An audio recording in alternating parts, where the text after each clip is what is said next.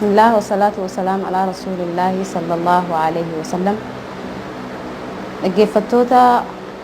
hordoftoota teejii alarqaam daawwaa group obboleeyyan kiyya kan islaamaa assalaamu alaykum wa rahmatullahi ta'ala wa barakaatuhu. Eega salaamtaa islaamaatiin isin simanne booda qophii teenya tan torbaanirraa yeroo takka qophii shamarranii obboleetii teenya walaloo isinii qabannee isinii dhiyaannee jirra. Ta'u walaloo tana nuuf dhiyeessitulleen obboleetii teenya biiftuu فليتفضل مشكورا ومهجورا. وبليتني تانا ولولو اسي وان سين جتو ولومان دغيفني ولولون اسيتون حالان غورسك ابدي انا في سن الله ور غورسان سين دبت خنا رافيه دم ربي نو هتاسو سين جچا ولولون اسي واهي الدنيا في اخره خيسا دبتي غور قلبي قاون ور دغيفت ربي نو هتاسو سين جچا ان شاء الله. بليتني تموها ولولو تانا نوفدي هيستو بيفتو فليتفضل مشكورا ومهجورا. بسم الله الرحمن الرحيم.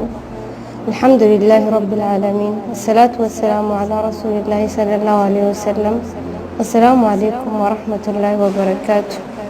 السلام عليكم ورحمة الله وبركاته. لولا جنبيه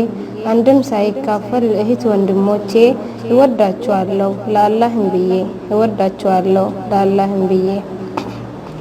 خنو الراس فيه وانتكو قوده خوالين ندي بسيف قلت قلفده الحمد لله الرد الدبي كما وللوتي ميلاد شفودي كما في قلبي دان نجقس هزامي ما تدري وللوتي يس الدنيا في آخرة إفخيسها همتي ما تدري وللوتي يف الدنيا في آخرة إفخيسها همتي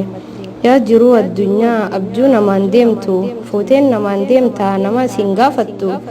isintun sindagin waan gaarii hin taatu barjiruun addunyaa tan hundi irraa deemu waggaa yaadaalaaltee waan irraayis deemtu waa sitti hin fakkaattu hundi irraa yaa'aa tokko sirraan oolu tanafitti himi isiin dhugaan jirtu qophaa'ee eeggadhu ka'ii tattaafadhu qophaa'ee eeggadhu ka'ii tattaafadhu. Meeti qoon dubbadhee quuqaaf irraa baasaa jiruun addunyaa tun manaa nama baasaa hamtuu gartuu hunda gaarii si fakkeessaa isii fofayyeeffachuuf konoo biyyaa baataa qurxummii baharaatiif bar hiraata taataa waasan qofaa mitii ibidda liibiyaaf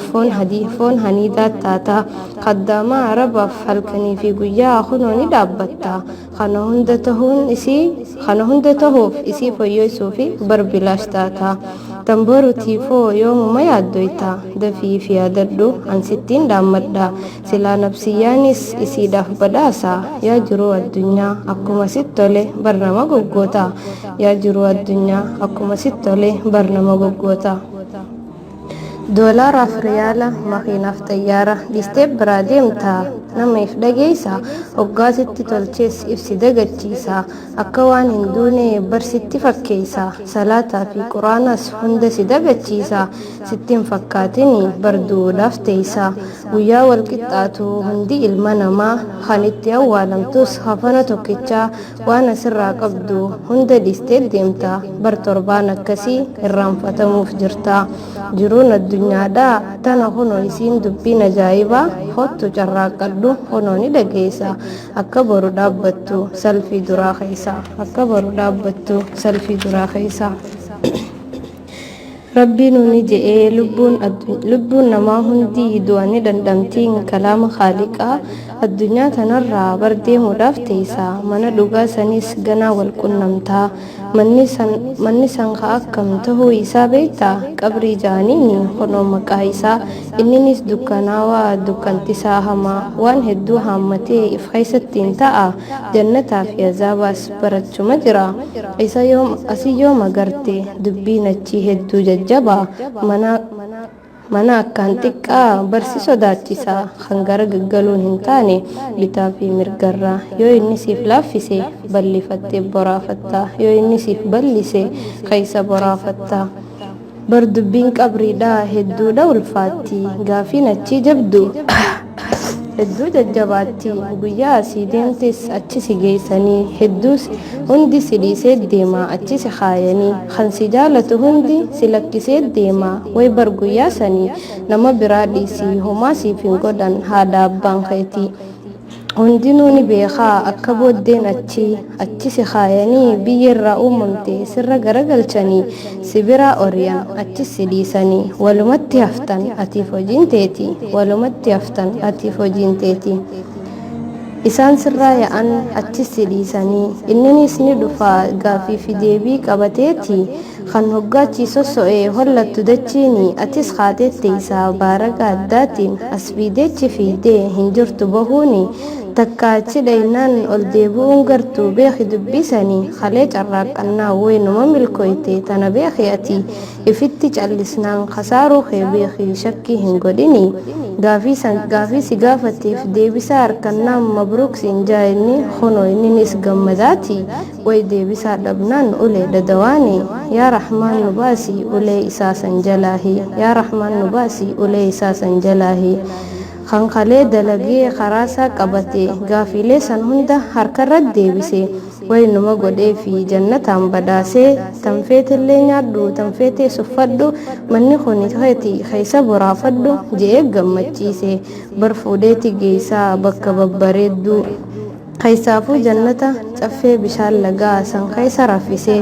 yoom takkaatu arkee addunyaa gubbatti achitti milkeesse ajab dubbiin tolte jannata harkannaan yaa rabbi nuuf kanni jannata ol tahe yaa rabbi nuuf kanni jannata ol tahe yaa rabbi nu godhi gabrootan filamaa warra milkaa'urraa milkii gandalamaa sitti waan jabaatu yaa mootii caalamaa ani siin kadhadhe yaa abbaa rahmataa walalooti yallee asumattiin dhaaba yoonin dogoggorees dhiifama naa godha du'aayii teessaniin isin na yaadadha isiniin jaaladha harrabbumaaf jecha waan na dhaggeeffattaniifis hedduu galatooma isin haa milkeessu inni mootiin ardiif samaa hanga walgarrutti nagayaan naaf tura wassalaamu alaikum warahmatullaahi wabarakaatuh hunootan xumuraa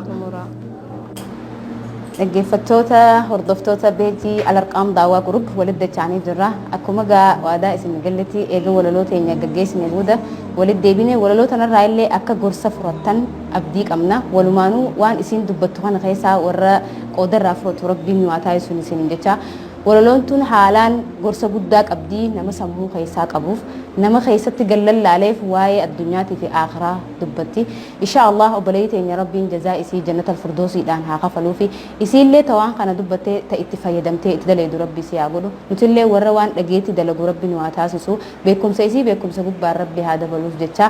obboleeyyan kiyya dhaggeeffattoota peejii alarqaam daawaa group peejii keenya laayikii fi sheerii fi koomentii akka nuuf ergitan insha Allah hirruu teenya tajirtus akka nuuf himtan waan nuti sirreeffannus akka nuuf himtan isiniin jecha jazaakumullahu khayran waan nu dhaggeeffattaniif qilleensarraa nu hordofu jiruu fi hamana taa'ee nu hordofu jirullee jazaakumullahu khayran isiniin jecha hanqa